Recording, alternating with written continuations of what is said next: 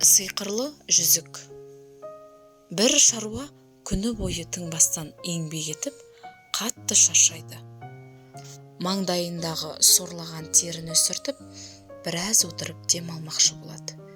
Бір кезде алдынан кішкентай адам пайда болады. Оған дауыстай сөйлеп: «Ей адам, таңның атысынан күннің батысына дейін тұрмастан тырбанып еңбек етесің. Бірақ бұдан тапқан ешқандай пайдаң жоқ. Жылы жүректі, қайырымды, намысты бір адамсың. Бұл үшін саған бір жақсылық істегім келеді. 2 күн күншығысқа қарай тұра тұр. Алдыңнан орман шығады. Орманның ішіне кіріп, ортасына дейін бар. Сол жерде басқа ағаштарға ұқсамайтын, олардан өзгеше үлкен бір арша ағашы бар. Ол ағашты кескен кезде саған бақыт есігі ашылады, дейді. Кедей мұны ести салысымен балтасын иығына салып жолға шығады. 2 күн жол жүріп, ғажайып үлкен арша ағашын табады. Балтасын қайрап, көп күш жұмсап, әзер дегенде ағашты жерге құлатады. Сол кезде ағаштың жоғарғы жағындағы ұядан 2 жұмыртқа жерге түседі. Жұмыртқалар біраз домалап барып жарылады. Біріншісінен бүркіттің балапаны шығады, екіншісінен алтын жүзік көрінеді. Бүркіттің балапаны лезде өсіп, адамның бойымен бірдей болады. Ұшпақшы болып қанатын қағып адамға: «Ей адам ұлы, сен мені құтқардың. Саған борышымды өтеу үшін алтын жүзік беремін. Бұл сиқырлы бір жүзік. Жүзікті тілегіңді айтып, саусағыңда айналдырсаң, қалаған нәрсең орындалады. Бірақ жүзіктен өміріңде бір-ақ рет тілек тілейсің. Тілегің орындалған соң, жүзік сиқырын жоғалтып, жай бір жүзік болып қалады. Сондықтан тілегіңді айтпастан бұрын жақсылап ойлан, әйтпесе кейін өкініп жүресің», дейді.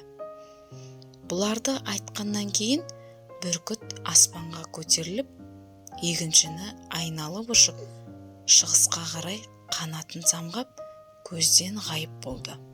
Егінші де қуана жүзікті саусағына салып, үйіне қарай жолға шығады.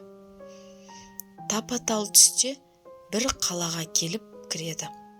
Сөрелері жүзікке толы зергерлік дүкенінің алдына келеді.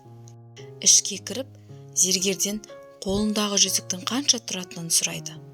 Зергер жүзікті әрлі-берлі айналдырып, ернін сүртитіп: «Енді 2 алтындай болады», дейді. Қарқылдап күлген егінші жүзіктің сиқырлы екенін, оған ешқандай бағаның жетпейтінін айтады. Зергер қара жүректі арам адам болатын. Егіншінің сөзін естігенде көздері жанып, жүрегі қызғанышқа толады. Жылы-жылы сөйлеп, егіншіні үйіне шақырады. «Сіз сияқты қымбатты, бақытты адамды үйіме шақырсам, маған бақ қонатын шығар? Бүгін кешке үйге қонаққа келіңіз, өтінемін сізден», дейді. Егінші бұл ұсынысты қабыл алып, екеуі зергердің үйіне келеді. Ол егіншіге тәтті тамақтарын, сусындарын ұсынады. Егіншіні ұйқыға кеткен кезде зергерлер аяғының ұшымен басып, бөлмеге кіріп, ақырын сиқырлы жүзікті ұрлап алып, орнына оған ұқсайтын жай жүзік салып қояды. Келесі күні күн шықпай жатып, зергер егіншіге келіп: «Ей досым, тұр қане, әлі алдыңда ұзақ сапар бар, ертерек жолға шықсаң жақсы болар», дейді. Егінші елең-алаңда жолға шығады. Егінші үйден ұзамай жатып, дүкеніне жүгіріп барған зергер ешкім көрмесін деп, есік терезесін мықтап жауып, орындыққа келіп отырады. Жүзікті қолында айналдырып: «100 000 алтыным болса», деп сөзін аяқтағанша, үстіне жып-жылтыр алтын жауа бастайды. Басына, иығына, арқасына қолдарына жауған алтындар денесін ашытып ауырта бастайды. Зергер жан таласып әрлі-берлі қаша бастайды. Есікті ашып, жанын құтқармақшы болады. Бірақ есікті аша алмайды. Үсті-үстіне жауған алтындар адамның үсті басын жара қылып, ақыры жерге құлайды. Ал алтындар болса, тоқтамай жауа береді. Бөлменің ішін алып кеткен алтын адамды көміп тастайды. Шуылды естіген көршілер жүгіріп келгенде алтынның астында өліп жатқан зергерді көреді. Алтынның мұндай көптігі пәлекетке әкеліп соғады. Әр нәрсенің көп болғаны да адам үшін зиян деп өзара сөйлеседі. Зергердің ешкімі жоқ болғандықтан ақшаны көршілері бөлісіп алады. Ал қайырымды егінші болса, қуанышта шатыр үйіне келіп, жүзікті көрсетіп: "Мынаған қара, сүйікті жұбайым, бұдан кейін қалаған затыңның иесі бола аласың.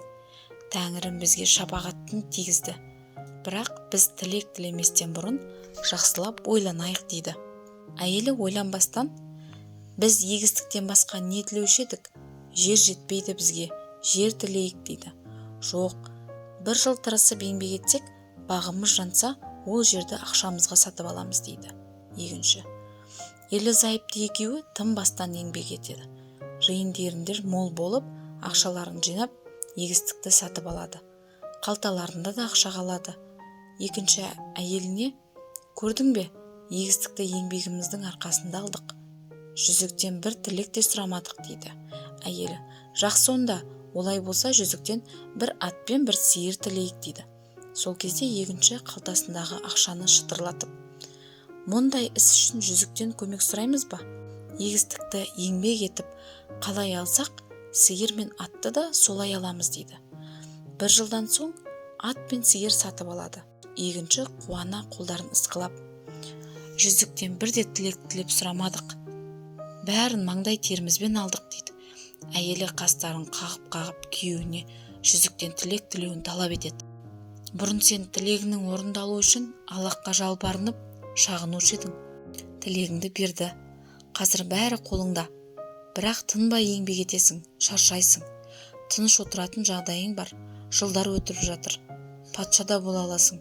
Егістіктерге, мрамор сарайларға, алтындарға ие бола аласың. Бірақ нені қалайтыныңды әлі таңдаған жоқсың" дейді әйелі оған. Ал егінші: "Құдай үшін аузыңа ие бол. Біз әлі жаспыз. Алдымызда ұзақ өмір бар. Жүзіктен бір тілек сұрасақ, содан кейін оның қадірі болмайды. Барлық сиқырын жоғалтады. Қиын жағдайға тап болмайтынымызға кім кепілдік береді? Өмірдің біз үшін не дайындағанын қайдан білеміз? Бізге не жетпейді? Жүзік қолымызға келгелі қанша заттың иесі болдық. Бүкіл көршілер таңғалуда. Барлығы бізге қызыға қарайды. Ойланып сөйле" дейді.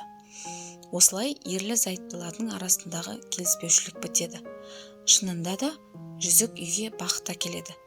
Қоймалары жыл сайын астыққа толы болады. Көп жылдар өткен соң кедей егінші бай адам болады. Тыным таппастан еңбек етіп, кедейлерге көмек беріп, кешке есігінің алдында отырып, келіп кеткендерді қарсы алыпты.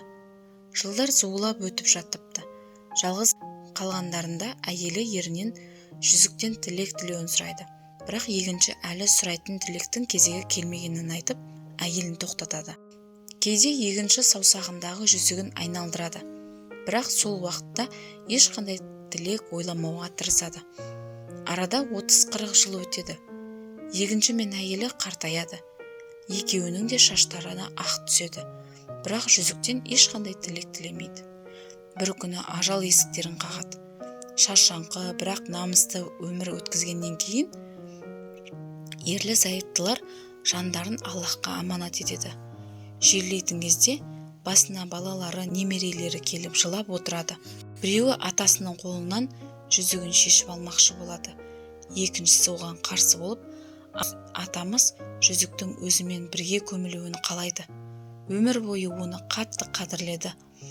Бұл жүзіктің құпиясын түсінбедік. Онда бір сыр бар. Қалай болса да өте қымбат ескерткіш болу керек. Үлкен әжеміз де жүзікке жиі қарайтын еді" деп жүзікті әкесімен бірге көміпті.